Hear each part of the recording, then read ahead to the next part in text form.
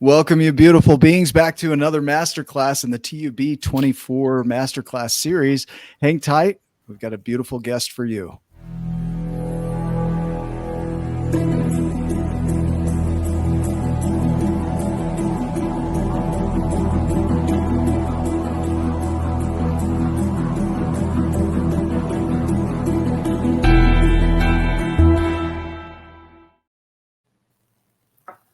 All right, everybody, welcome back. Thank you for joining us for another beautiful masterclass. This is going to be powerful.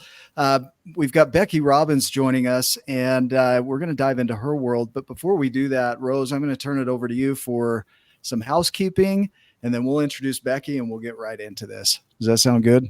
That sounds perfect. And welcome, everybody, again. And a really gentle reminder that we have an offer on our tickets for the Ultimate Birmingham Experience 24. So at the moment, we will put the link in the comments, and you're able to buy a ticket, an installment ticket, if you put down £50 before the 25th of December. It's likely that we will extend this, but as a Christmas present for yourself or any loved ones, put down the £50 deposit, and then you can pay off the rest of the ticket in installments after the new year for 125 times 3. So that's live and active right now. And just know that as part of that, you are co-creating this event with us.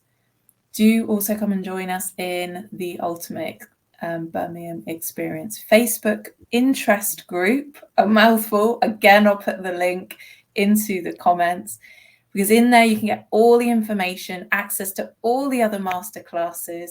We also have a dedicated YouTube channel where this masterclass will be being placed, as well as Anchor's Jane's masterclass. Who else have we had? Dominic London's masterclass, and all Gary Marler, and all upcoming masterclasses in early 2024. So I'll pop all those links in the comments for you to access. It's excellent. So for those that don't know what 50 pounds is in America, that's $63.60. Thank you. So put that down, and then you can do installments on the rest, which is actually very useful. So time to get the tickets too. While gas prices are low, it's a great time to buy your flights.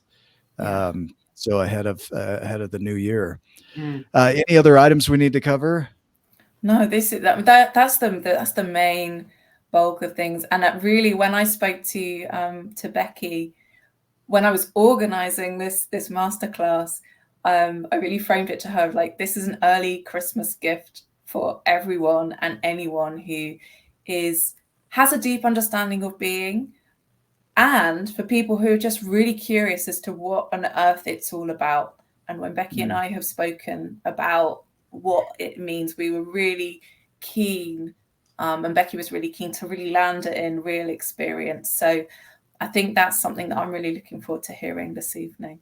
Yeah, I think we're not where I am. Yeah, we're not going to be very nebulous here.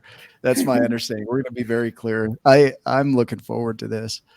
Perfect. Let's dive in. So I'm going to introduce our guest here. We've got joining us Becky Robbins, and we're excited to have her here because she's a modern day Renaissance woman. So Becky's life story is a tapestry of diverse experiences, from her impactful careers in medicine and personal development to pioneering the coaching industry alongside her former husband, Tony Robbins. But that's just the beginning. Becky has evolved into a renowned and collected artist, with her work being so esteemed, it sets up the journey to the moon aboard Elon Musk's Viper rocket. So that's pretty rad. Becky's current passion project, The Art of Art, showcases her talent for delving into the creative minds of some of the world's most powerful and prolific creators of our time. Through her show, she offers us a personal glimpse into the lives, beliefs, and processes of these artists, inspiring action and fostering a community brimming with creativity. Beyond the screen, Becky Robbins Connected offers a unique mentoring membership where participants can engage with Becky directly, drawing from her vast well of wisdom to find joy, peace, and deep meaning in life. So get ready to dive into a conversation brimming with creativity, inspiration, and insights from a woman who's not just living her life, but redefining it at every turn. Welcome to the show, Becky. How did we do? Wow. Okay. Here I am. I'm on board with all of you. Am I too short? Do you want me to sit on a You're a little? little too short. Yeah, we can, not in attitude, so that's good, right? I know. Listen, I'm 5'2", so I have to boost myself up a little bit. I love it. I love Well, it. thank you, thank you. I'm so happy to be here, and I would like to welcome you into my sacred space, which is behind me. I'm in my Mm. studio, and I say sacred space because I'm going to refer back to that in a minute. But I want to jump right into this because I want to allow time for you to ask me anything that you would like that would be relevant to you in Yeah, your life. And so, but I'll I'm let you guide, and I may interrupt as needed here, just to keep the conversation flowing. So this is yeah, perfect. love We'll it. let you I love roll. it. I've had the blessing of being in the presence of Steve Hardison for I think 60 hours is a amount of time so far. And can you imagine what that's like? I mean, it's like drinking from a fire hose, as they say. And Yeah, one of the things that in the very, very beginning that he said to me, and it's also in scripture, I think somewhere, is that you're never not creating. And one of the things that another way to say that is I am a creator creating ceaselessly, that I'm never not creating. So when someone says to me I'm not creative, um, it's not true. So if you've ever thought about yourself not being creative, I think part of it is because you haven't you haven't realized the impact that you have, both when you say that to yourself, but also when then you jump on into that journey of creating for yourself. And creating is not just like creating painting or music or any of those wonderful things like the Art of Art show, which I'm going to tell you how that happened too. But I think it's like embracing your imagination, embracing the fact that you have access to magic. And one of the things I was asked about recently is about, can you tell me what your goals are for this coming year? And I said, I don't create goals because I don't believe in goal setting. And the reason why I don't is because to me, I also don't believe in limitation. And I'm a freedom seeker. And I think we all are at our core. We all want the freedom that we get from living our best life, or the freedom we get from doing what gives us the most joy and passion and excitement.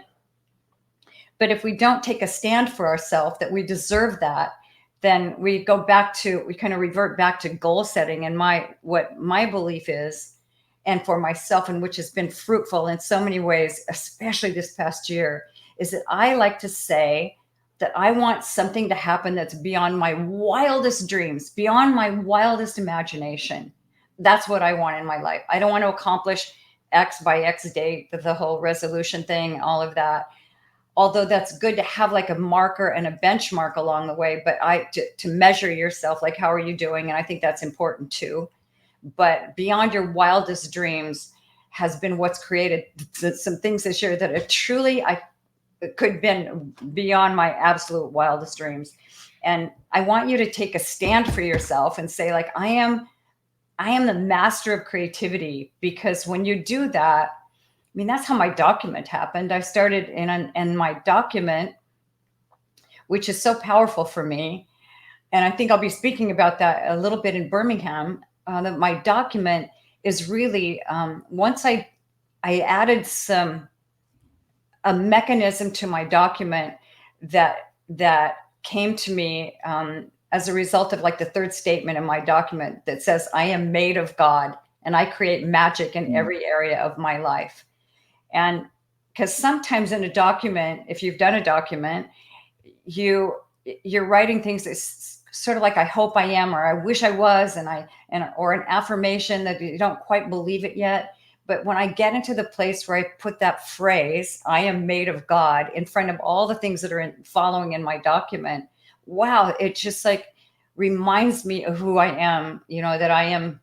My belief is that, not my belief for all of us, but my personal belief is that we are all an emanation of one source that is all intelligent, all loving, and we are made of that.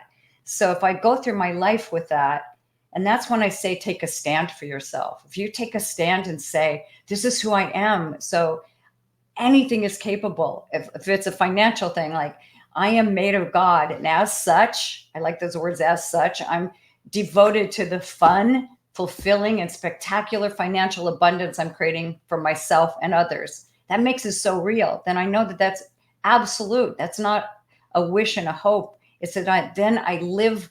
That's when we talk about being. I'm being that as I'm going through my day. So yes, yeah, jump in. can we highlight, because you're hitting already huge nuggets that I see, right? Number one is that we're surrounded by magic. We're surrounded by a universe that is stocked full of everything we could ever need to create anything we could possibly imagine, right? That's number one. Number two is that you don't limit yourself to what you can see. You don't limit yourself to your goals and visions and limitations. And I love the idea of a goal being limiting. And that's what we do to ourselves. Oh, I'd like to do this. And that's all we can think of. So to think that I'm worth more than that, even the things that would blow my mind. The third is that you are God. You are part of that. And as such, right, you can create anything you can imagine in this world, and there is no limitation. And then it all ties back to your being, right? And that's a statement of being right there, is as God, or I am that, right? That statement of being is what creates your ability to imagine into this magical world where there truly is no limitation to resources, opportunities, people. Real quick, and then I'll turn it back over. Is having a conversation with Kellen Flukiger the other day, and there's this quote that says, "No one is coming," and the realization with this quote is, no one is coming is because they're already here. No resources are coming because they're already here.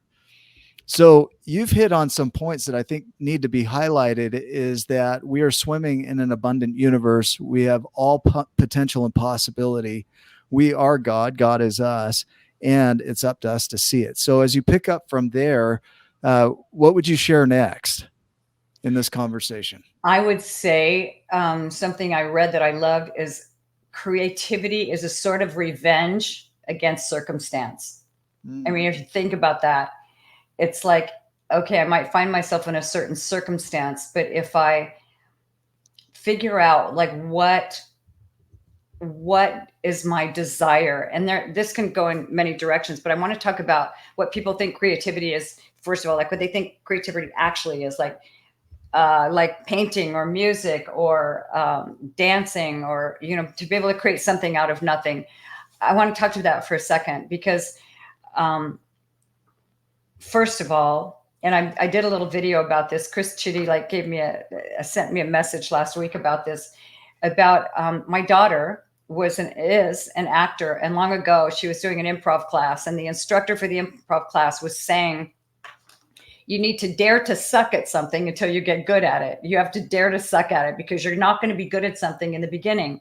So I go back to when I first started doing something called, I was trying to figure out what to do with myself in life, because I had just gotten out of my marriage. I had been surrounded by thousands of people, and now I was alone. I felt like I didn't know what to do with myself. I was trying to create a new version of myself, as you talked about so kindly, as a Renaissance woman. I think that's character building, to try a bunch of different things that you've never thought that you might be preliminarily interested in, but you're not really sure because you don't trust yourself. So I ran into a friend of mine and who had retired, and I said, what are you doing with yourself? And she said, Becky, I'm taking gardening. I'm learning gardening. I'm taking piano lessons, Spanish lessons, art lessons. And you should come to me with one of those things. And I said, okay, I'll come with you to your art lesson. And truly it was the beginning, like a beginning class, because I've always loved art. I never imagined myself as being an artist. I've only been doing art for less than 15 years, maybe, like between 10 and 15 years. I never imagined myself to be that. But I used to buy big, beautiful coffee table books that showed amazing art, and I would go reading the fine print. Like, how did they do that? It was just fascinating to me how someone could have an idea and then be able to actually create that.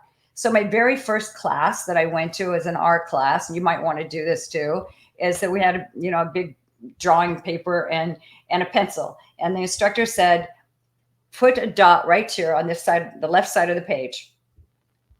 And then put a dot, just a pencil dot, put a dot over here on the other side of the page. Now I want you to go back to this one dot, take your pencil, and without moving your pencil. I want you to only look at that last dot. You can do this even if you want to right now. Look at that last dot and now just draw a straight line over to that dot. And believe it or not, it's an absolutely straight line. And there's so many metaphors about that, like eye-hand coordination and watch the ball hit the bat, and where you focus is where you're going to go, and all those kinds of things. And that started me off in the version of art. And now I feel like I've got my 10,000 plus hours in, and for sure.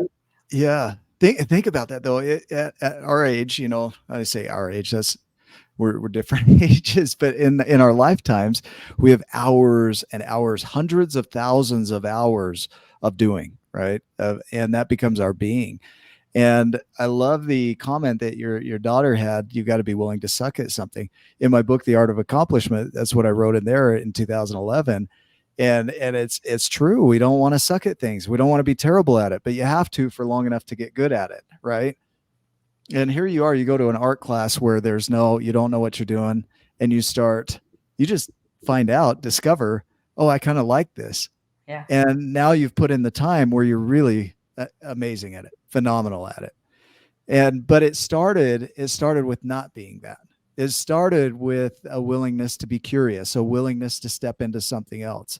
And you also hit on the point of your dreams might be too limiting on where your potential is and where you see your potential. But when you open up like you do with your statements, you open up to the possibility that God has for you, right? Mm-hmm. That there really is an amazing artist in there, way more than you think you could ever be, if you'll just open up to that possibility. Can you speak to that a little more? Like, how important is it to open up to allow that to come in, that there's more? I'm glad you asked me that question, because back at the beginning of the whole COVID thing, there were so many people that were struggling because they didn't know what to do with themselves. And I was not one of those people, because I had my art.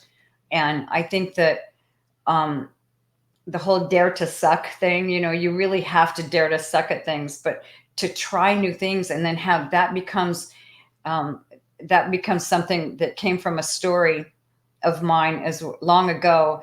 I went with a group of Hollywood folks, a whole bunch of famous people, and we were going to go down the Grand Canyon in these rafts. And the Grand Canyon has rapids and scary, it's not just an easy drifting down the canyon on the Colorado River. But so we walked down to the bottom, all the way down to the bottom of the canyon. It was like 115 degrees Fahrenheit. And we all got to the bottom of the canyon. And then we had to repack all of our bags into waterproof containers, and everybody was getting grouchy and hot and tired. And when we got to the bottom of the canyon and we were repacking our bags, the guide said, okay, we're going to do a briefing on the river, the rules of the river. And he told us a few different things. And then this was the part that I loved the most.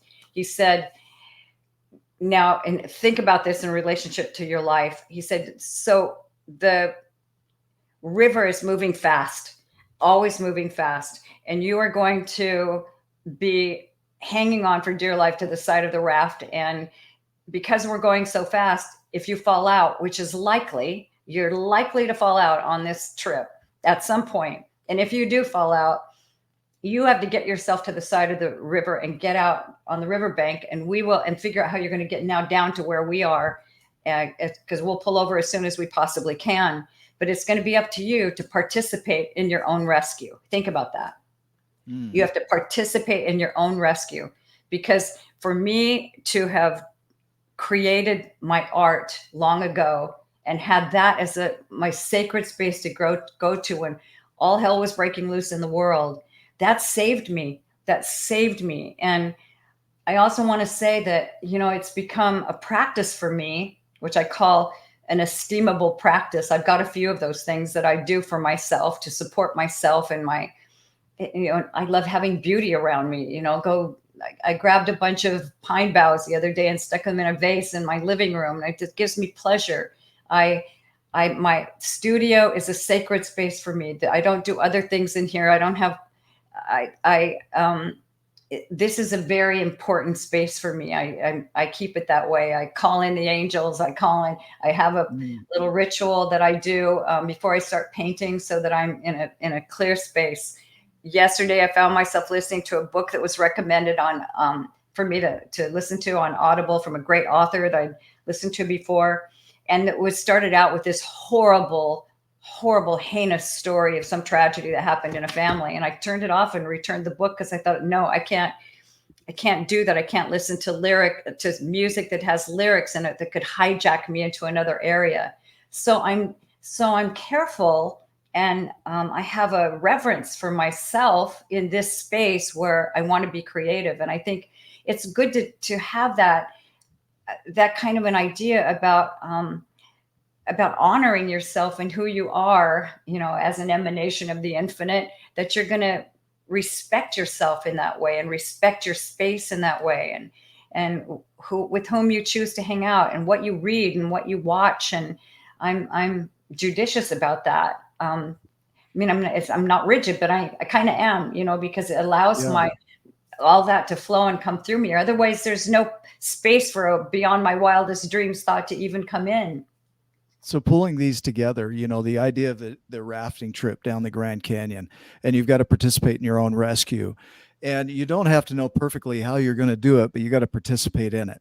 And how many times are there in life where people don't know what to do next? As an example, yesterday, somebody took my girlfriend's dog, walked off with it, and it was gone. And we had no clue, helpless, Wow. right? It's like a child to her. And so we did what we could do, right? We participated in our own rescue, so to speak, and just did all the things we could think of doing, not knowing how it was going to turn out. Luckily, the dog ended up at a pet shelter and got scanned and was returned, but we had to do our part. The dog ended up in 3 cities away, and there's no way we could have, figured that out without doing our part, right? And when it comes to our own rescue, you don't always know how or what or who or when it's going to come about, but you've got to do your part. Would you agree with that? Or is that, am I making it too nebulous there? Like you've got to do something, right? Whatever you can think to do. I agree with you. And when I talk about character building, and people are talking to me about, a lot of people ask me, like, how did I, like, about my former life, I call it, because I feel like I've lived so many lifetimes in this one lifetime. But when people talk to me about my former life of personal development, I say, what's interesting about personal development is you need to develop yourself. And part of that is creating a variety of experiences and parts to your life that are, like, I learned to fly helicopters. I'm really happy I did learn to do that. I didn't keep on doing that, but I'm glad that I did it. I'm glad that I learned how, and I have all the things that I have become as a result of that, and who I'm now being as a result of that. I'm a scuba diver. I love hiking. I love biking, like all the sports kinds of things. And I think, and learning is like the biggest thing for me. I love learning all the time. And I think those are part of the participating in your own rescue stuff and building your character and your personal development, because it requires you to go outside, like you said, outside of your comfort zone. But outside of your comfort zone is where everything lies. I want to tell you about desire for a second, because you had, Nick, a desire so strong to find the dog, right? That wasn't that you let that desire go. You kept on going until you figured out the solution. I think that desire, I was asked by Ben Buckley. He said, what is your greatest desire? Like, think about it and don't answer the question. He said, for a couple of days, I want you to sit in it. Like, what do you really, really desire in life? And what is your passion? And really think about that. And I did. I sat with it, and without coming up with a quick fix of an answer that would make me feel like I'm like, okay, I got, mission accomplished. I'm a meditator too, and I do something called heart math, which I highly recommend. It's the most beautiful practice of breathing as if your heart were your lungs, and doing the breathing and deep breathing, like to the count of 8 in and 8 out, where everything is focused on your heart. It's actually an app and other stuff about that you can get a hold of me and ask me about that. But I do heart math in the morning for like 15 or 20 minutes. And after that, because of that, absolute focus. The benefit of that is you're in coherence. Your brain and your heart are in coherence, where your brain isn't informing your behavior and who you're being. Your heart is informing your behavior and who you're being. And when you get into that coherence, it happens by only focusing on what you love, what's beautiful, what your dog, your family, and at the end of that, I do it with my document. Actually, I go through every element of my document, and the app measures like how in and out of coherence you are. But the benefit of doing that is at the end of that, you fall into a deep meditation. And while I was in that deep meditation, pure silence, which I don't always get to, but I love that feeling when I get there and it all kind of clicks. I fall into that. Is I had this, all of a sudden, what came in for me was a vision of a man who's no longer alive, who I wasn't like a devotee of watching his show, but it was called the Inside the Actor Studio with James Lipton. And that idea came into my head, or just that vision. And the next thing that came into my head was like, to do a show where I create a show like that, where I'm interviewing people in the arts. And that was it. And that is where this show called The Art of Art happened for me. And the meaning I have from that, which is so profound for me, is that, I mean, this came straight from the divine. This is like a divine intervention of what is really important for me to do with my desire. It was like nothing I could say, it's not going to work, or if I run into an obstacle, I'll just give it up. I won't do it. I am doing it because it came to me in that way. So can we, before you go into that, I want to, man, you are just so powerful, Becky, and you moved through this because this is your way of being. But just to highlight these, you said earlier that creativity is an act of revenge on circumstance, right? And that people need to participate in their own rescue. They do what they can do. But you also created a space in your world that allows you to step into that creative energy, right? So it's not just things fall in your lap. You're putting yourself in a space to be in tune with what God has for you, or the universe has for you, and so it's like when you create that space, and we might talk about this a little bit, is how people can create that space in their own house, even if they don't have a dedicated room like you do to it, where it's almost like a holy space, right? Where you go in and create that. And then you have these downloads that come in, and anybody that's in the creative space knows about downloads. Like they just, when you get in line and in tune with your essence and your connection with God or the source or the universe, you have these downloads that are uniquely yours, that nobody else can bring into this world. And the art of art is one of those downloads, but it took you being in a space to listen. You had to slow down and really be with, what do I desire? And you really had to slow down with and tune into who you are. And you had to tune into you completely so that you could be in a space where this could be presented to you. Can you talk about that a little more in detail? And then if you'd like to go into the art of art, go ahead and do that. But how important is it for people to really get themselves in a space of listening? Does that make sense? Yeah. And I want to tell you something so beautiful that there's a beautiful book called Way of the Heart. And I love this book so much. And just the last 2 days, I was reading a story about like a farmer who is going to grow his crop. And all the other farmers around him were in a big rush to get the seeds and put them in the ground and water them and then expect the harvest. But then like it rained too much, or the sun did, or whatever. And so it was just not like a rewarding, wonderful profession, except for this one farmer. And this one farmer was so careful about which seeds he picked. Like he picked like the most healthy seeds, the best seeds. And when he picked those seeds, he waited to get for his intuition to tell him this is the right time to plant those specific seeds. And when he planted those specific seeds, the next thing was to care for them and cultivate those seeds, because they're such precious insights. Each little seed needs to be cultivated. And I think that that's what I'm talking about, is the cultivation of those, so that you take care, that you we can say I got a download, but wait a minute, what it takes to get that is, like you said, to get into a space and cultivate not only the space like here, but also cultivate each one of those little desires, those each cultivate it so that you're caring for it like you would a precious pet or a precious child, or like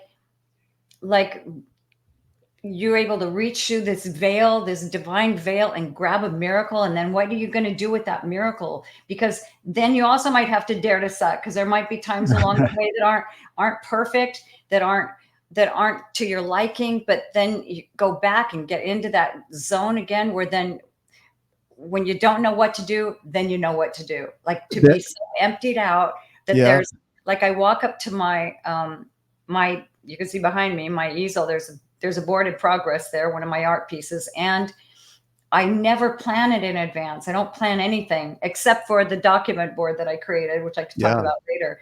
But this board, like, I walk up to it, I don't know what's going to happen. I might hear a bird singing outside. And then all of a sudden I'm thinking, wow, that's amazing. That bird finally just got back from wherever it went for the winter. And now that, because they're not here they're not here now. It's December, but that bird singing all of a sudden is the most amazing thing. And I happen to have a book that's about birds, and I turned up. So I researched that, and I find out that songbirds, think about this, the miracle of God. Songbirds have, not all birds, songbirds have 2 sets of vocal apparatus, 2 sets. They can sing a harmony along with themselves. They can sing 2 songs at the same time. They can. So then I think, oh my gosh, I wonder what that looks like. Is there a great image that I could paint that is representative of that? And then, and then I'll find an image. And then if that image is something that a photographer took or something, I go back and ask for permission. Can I paint that? The elephant that I've shown on some things, and Steve purchased, or actually I gave Steve this beautiful elephant being pulled along by butterflies. Yeah, that's beautiful. Thank you. That was a sketch made by an artist in the Netherlands. And I contacted him. I have one other image of his that I painted, which is a girl with an octopus on her head, because I'm an octopus lover. And I contacted him and said, would it be, he gave me permission initially to paint that, my version in color, into my work. And then there are people who said, oh my God, I would love to have that. So I contacted him and said, would you be willing? And I would love to pay you a royalty. So just 2 days ago, I sent to him a check for $328. And it was like, he never would have ever figured out how to do that. He sells his postcards for like that dollars. Is amazing. Right. So we're co-creating for each other all the time. And I just think, but that was because I cultivated the seed that I've been given. If I get one of them. Right. So this is huge right here. The timing of the seed. If I have a packet of seeds in my cupboard right here. And if I go out and plant them right now, they're all going to die. They're not going to do a thing. Right. But there are seeds that I can plant right now, and they would thrive in this environment. Right. And the timing of the seeds is like, you might have a desire or a seed that shows up in your life, but the timing is off. And then paying attention to the timing, and then the cultivation of it once it is planted is part of what you're talking about here. That, I wrote The Giants and the Smalls back in 2009, but it wasn't the right time. Right. It didn't get released until 2020. And it's the desire was there, the cultivation to that point, the germination was there, but it took until 2020 to actually release the book. Right. In you, it's like you have these desires or these ideas. And I love the board behind you, because it's just a creative process. It's a demonstration of that creative process in you, as you're collecting the seeds. And then you're looking at, when do I plant this one and where does it go? And then you're piecing those together. I'd love for you to address this, because I think it ties into this. Can you see that screen there? Mm-hmm. In regard to the downloads or the desires, are they always there? And are we so busy doing that we don't hear them or notice them? We're so busy doing stuff, is how I hear that. Yeah. That we miss them. How would you speak to that? I would say that, yes, they are always there. Yes, there are miracles all around us. And you need to get into an empty space for those things to appear. Like, that's where the second half of your questions are we so busy? I think we need to be in such an open, spacious place within ourselves, that there's no Becky there. There's no wish I had more money. There's no wish I had a relationship. There's no why did that happen? It's just like pure emptiness. And out of the emptiness is what can come magic, because it's not magic if you've already figured it out. It's not a miracle until you are able to be so clear that you, without you can have a desire, but what my desire was, I didn't tell you that. My desire that came to me before I sat and meditated that day was my desire. My passion is my art, and my desire is to be in service. Like, I'm at the point of time in my life where I've acknowledged now that I've been around long enough and I've learned enough that I want to share that. That's why I'm doing my mentoring membership that I'm starting soon, like this coming January, which is around the corner, of being able to mentor people in large groups and one-on-one, because I feel like, okay, that came to me by asking, what do I desire the most? And being in service, and my art is in service, all those things. So, but I had to have the desire, get the download, but the download comes when you've got an open spaciousness of my identity isn't wrapped up in it. My ego is not wrapped up in it. It's like, it's back to the cultivation. That's the cultivation part. So can we hang on that? Because let's talk about cultivation, because there's two forms here. There's cultivation of the seed once it's planted, cultivation of that, the creation. There's a nurturing of it so that it can grow. And a lot of times we want to put our stuff on it and grow it the way we think it should grow, and not listen to it and have it tell us what it needs for that creation. Right. Yeah. But there's a cultivation of us to be able to even get into the space that you're talking about. There are many people that are probably watching this wondering, well, yeah, but how do you do that? So how do you get into that? I'm struggling with this in my life right now. I've got this challenge, or I've got a mental disorder that I'm working with. And I struggle to just even shut my mind off.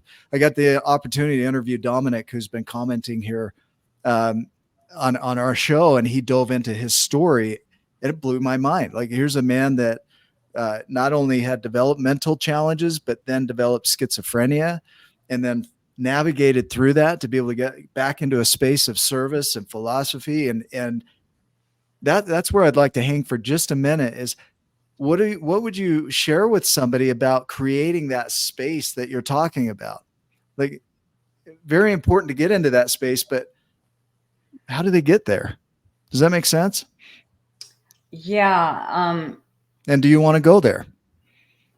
Well, I think I'm not entirely clear about your question, because you're bringing up looking at where you're coming from in your past. And of course, our past is, has defined us to a point, right? Sure. But it is not the definition of who I am any longer. I have a story I could tell you about being in a tiger cage. Do you want to hear that? Yeah, let's do that. Yeah, for sure. Well, I back when I was married to Tony, we used to do these big events, huge events, like once or twice a year, where there were like more 1,000 people, like maybe 3,000 people were in the room at that point. And at the opening of the event, we had a big magic act and lasers and fire and music and everything. So people all came in the room, they're all excited about that. And then the show started.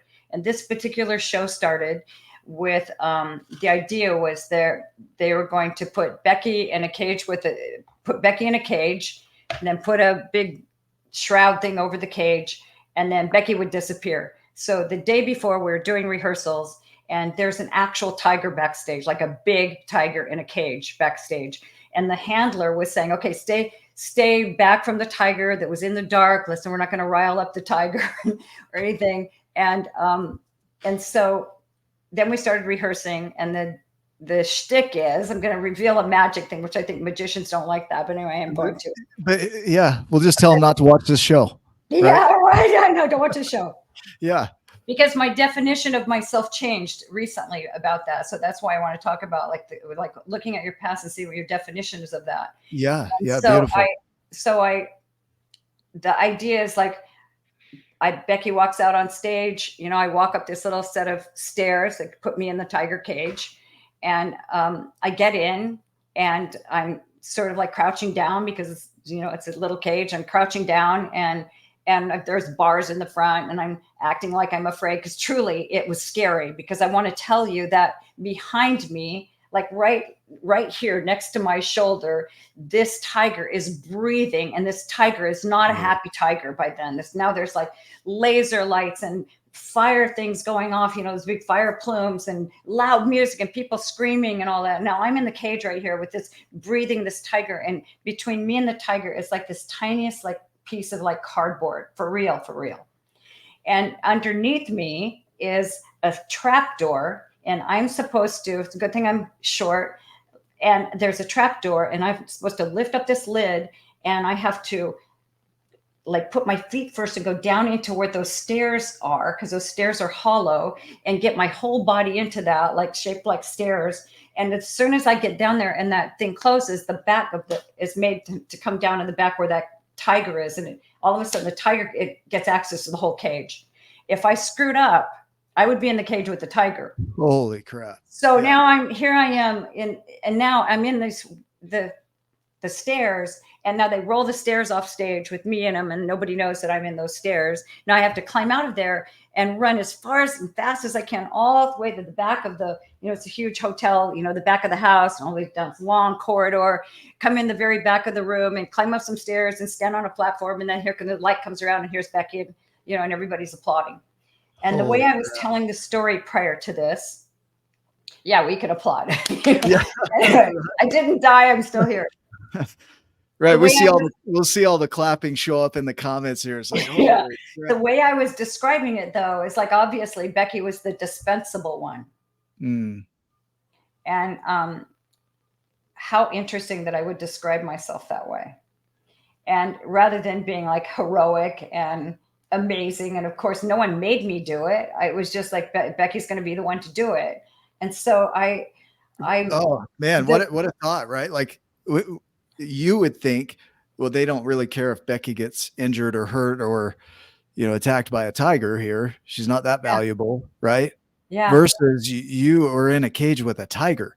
Like I haven't done anything even close to that. Yeah, right? So and we did these kinds of things all the time, where it'd be Becky first, Becky's, because I was leader of the trainer academy. I was leader of the coach academy. I was all that. So of course, if we're going to ask them to do something, I'm going to ask myself to do it. And I was respected and expected to do it.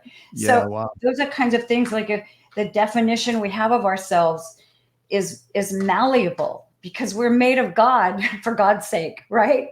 I mean, we can do anything we want to do, but we have to know it. Then we have to cultivate it and take the action that's required to cultivate it. And so, I mean, I believe that, I believe nothing's beyond my capability, except maybe some, the obvious, but I'm, thank you, dispensable with brave and powerful. I do feel like that about myself, but it took me to get to here to do that. And I could have made that a shorter journey, I'm sure, with the kinds of things that all of us know to teach one another.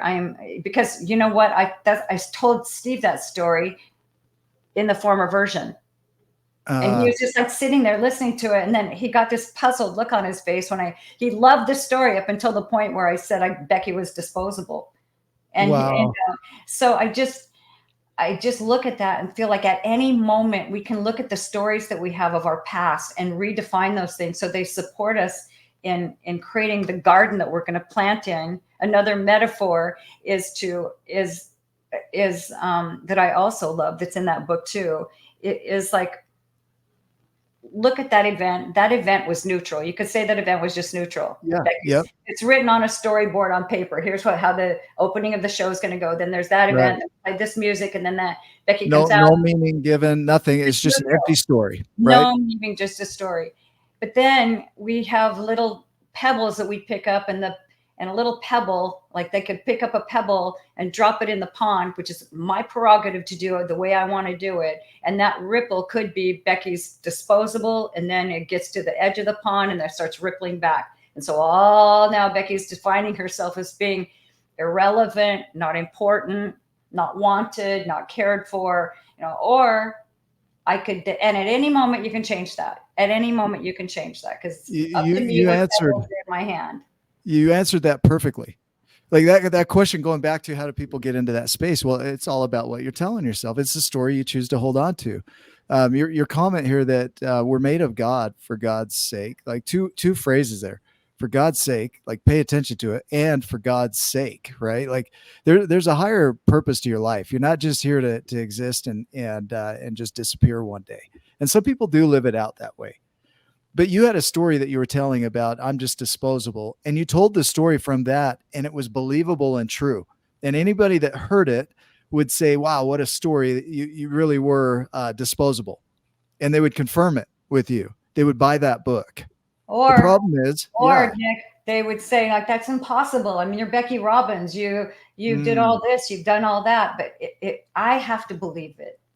And it doesn't matter, right? If anybody else says it, if you don't believe it, nothing happens, right? Yeah. So getting into that space, even that, letting go of that story, would you call that cultivating your internal garden? I would call it monumental, more than that, even. Like that created the opportunity for me to do the two things I'm passionate about and committed to, which is the show, The Art of Art, and also doing my own, beginning to be a mentor for people. Because without that, neither of those things could have even occurred to me. I've been told long ago I should start doing being coaching or something like that. And I rejected it for two reasons. One, I didn't feel like I knew enough yet, which is crazy because I'm always learning and growing and changing and all of this. And I don't think people know this, Becky, but it should have been Becky Robbins, not Tony Robbins. Like truthfully, you did all the behind the scenes. Now maybe he'll fight me over this, but you were the one that helped set up all those programs. I've had, this is truth telling. I have felt like that I was irrelevant to, that how could, I was the good one, all of that kind of stuff. I felt like, oh, wait a minute. How could I be not necessary? How could he not want me? I'm sure I'm speaking to all of us, about the various things that happen in our lives. How could I not be important? How could I be in this situation? All that kind of stuff. And it's just such fiction that we come up with in our heads. And yet the idea of taking a stand for ourselves, like now, if not now, I don't like using these cliche things, but the world as we know it right now, we can all agree. I don't watch the news, but it is hard to avoid it because it's in the collective all around us. So we're in crazy place right now. And I think where it is that the beauty of where we are is that things are bubbling to the surface that used to be hidden, whether it's corruption or anything, or including in our own lives. Like it's come bubbling to the surface. So let's take advantage of that and say, okay, this is the best. I just got chills saying that. Like let's do it for ourselves and let's leave a legacy for others. I love this. Let's leave a legacy for others right now, because we are equipped, and every one of us that's on this show, you wouldn't have even, if you had not put a pebble in a pond that ripples out called life can be better, you wouldn't even, that ripple wouldn't have even come back to let you even watch this show right now. In no way. Right. And so somebody saw value in themselves enough to even turn this show on.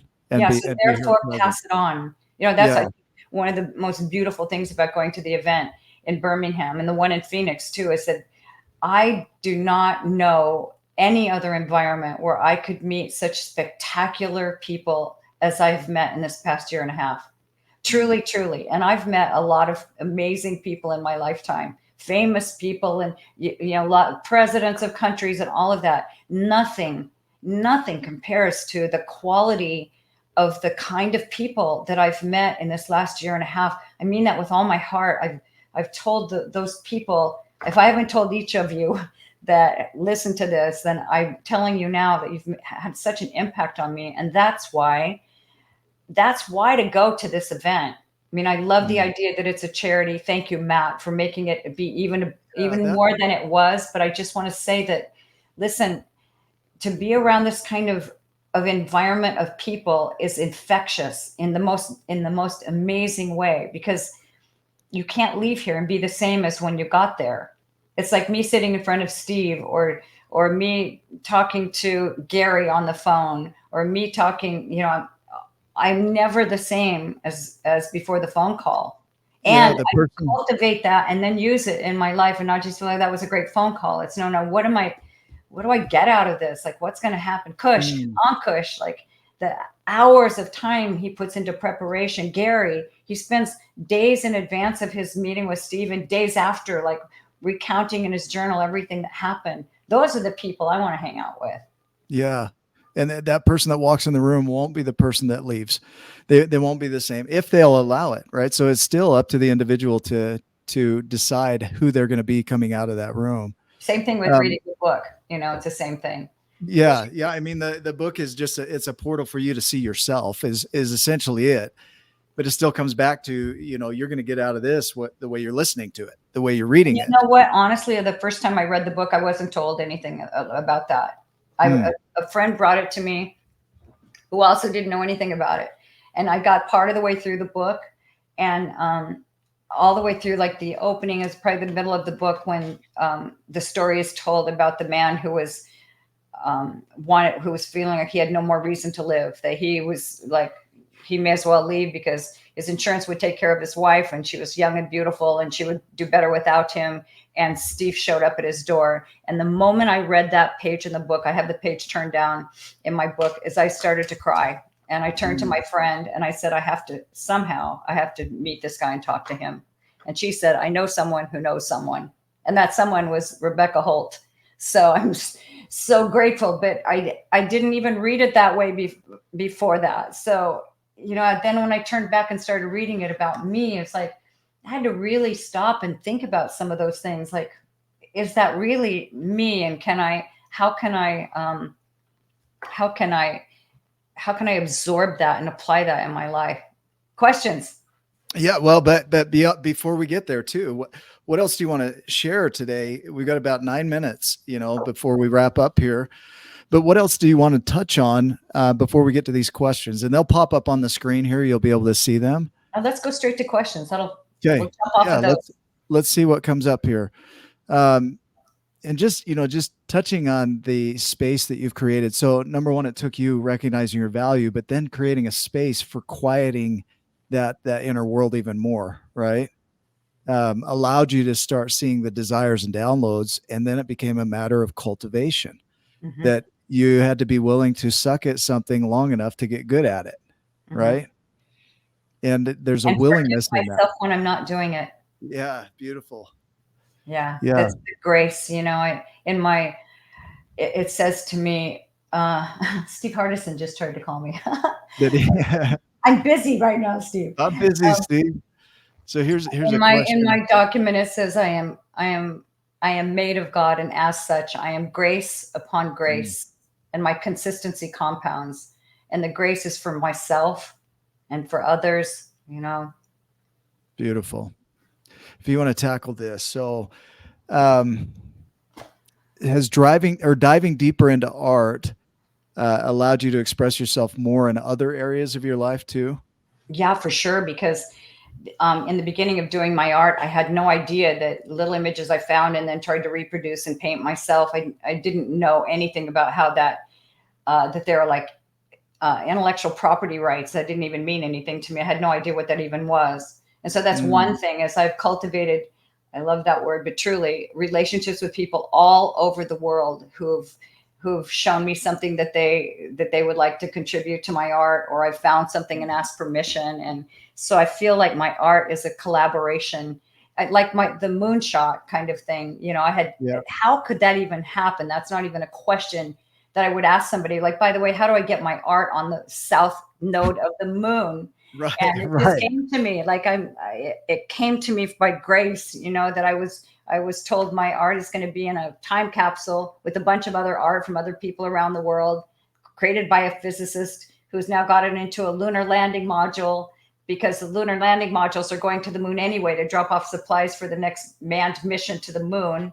Amazing. And then there were, different people vying for like whose rocket, now that so many people have rockets, and Elon won the bid for his Viper rocket to go to the moon. That's So amazing. in my show, The Art of Art, we're going to go there and take pictures of the, videotape the lunar landing module, all that.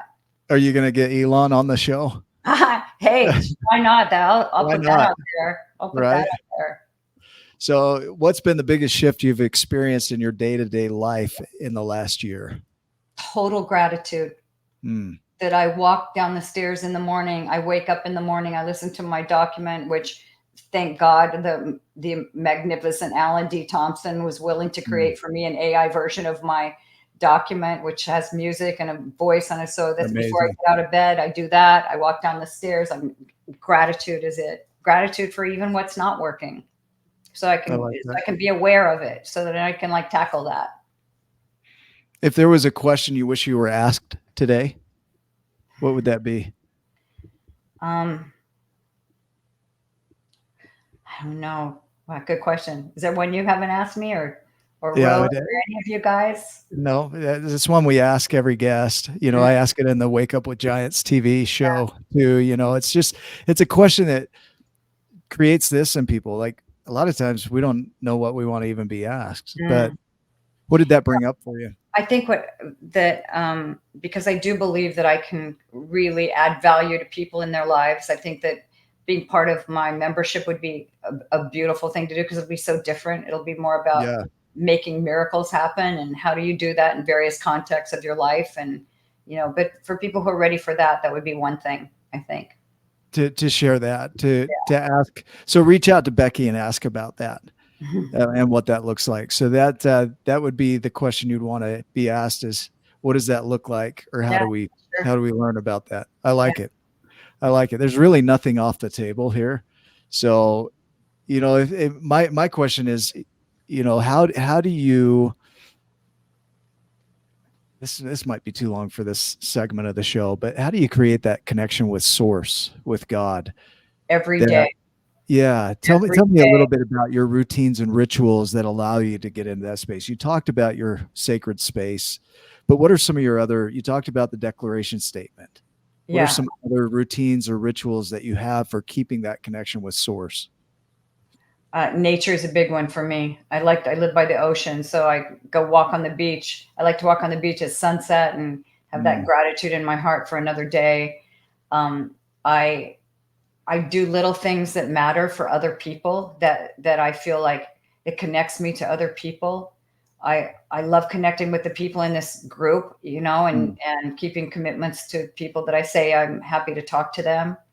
I've got kids calling me we sponsored a group of kids when they were 10 years old. They're now in their 40s and holy cow. We told them that if they kept their grades up and all that kind of stuff, they were in an inner city school, that we would pay for their college education. And there are several of those kids that still are in touch with me. Holy cow. Some of whom have had some really tough times and some of whom have gone on to do amazing, great things. And so I'm in touch with those kids and I feel like I'm equipped to give back now. And that's what keeps me connected to source. That's beautiful because it's now about what you can do for others. And that's only a facet of it though, because there's that creativity side, the download side, the desire side, the cultivation side. There's so many facets to Becky Robbins. It's not just one thing. For the viewers that are watching as we wrap up here, what would you like them to know?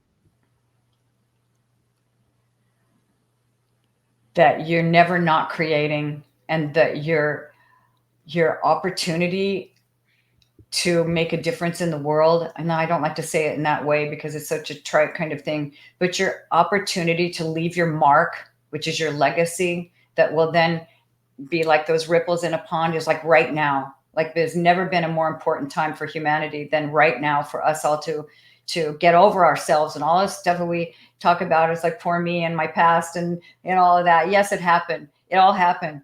But now redefinition is the most important time. And we've got to save this world one person at a time, because it's happening and it's happening quickly. Like, look how fast Christmas rolled around and then it's going to be Easter. Then it's going to be Christmas again. And then by next Christmas, I want to have a year even more powerful and impactful than this one has been for me. It's been the best year of my life ever. That's amazing. That's amazing. So get out of your own way. Drop the stories.